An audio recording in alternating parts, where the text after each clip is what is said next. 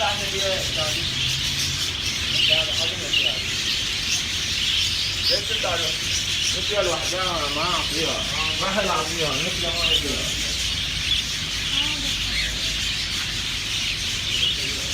هذا يطلع عليها أحمد النسيها تطلع عليها حق الصوت.